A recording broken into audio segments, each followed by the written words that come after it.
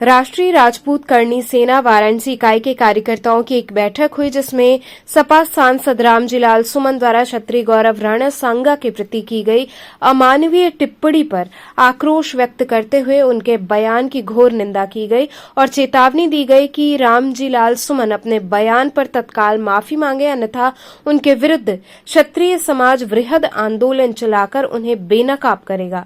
बैठक में यह भी निर्णय लिया गया कि रामजीलाल सुमन द्वारा दिए अमर्यादित बयान व क्षत्रिय समाज को नीचा दिखाने से जो अपमान व दुख हुआ है, उसके संदर्भ में सक्षम न्यायालय में परिवाद दाखिल किया जाएगा। यह मुगलों और अंग्रेजों की चाल थी कि हमारे भारतीय समाज और हिंदू समाज को कैसे बांटा जाए, और वो बांटने में सफल होकर के बहुत वर्षों तक राज उन्होंने किया। आज की राजनीति भी उसी दिशा में चल रही है।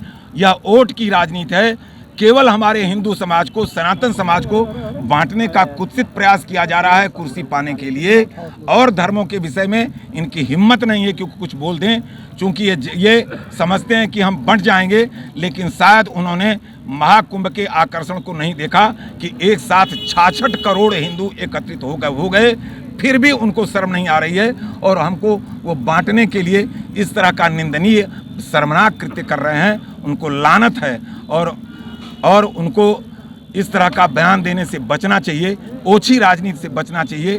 वो सांसद हैं, सांसद रहे हैं। हम नहीं चाहते कि उनकी छीछा लेदर हो। अगर वो बयान वापस नहीं लेंगे तो उनकी और छीछा लेदर होगी और उनको सड़क पर घेरा जाएगा।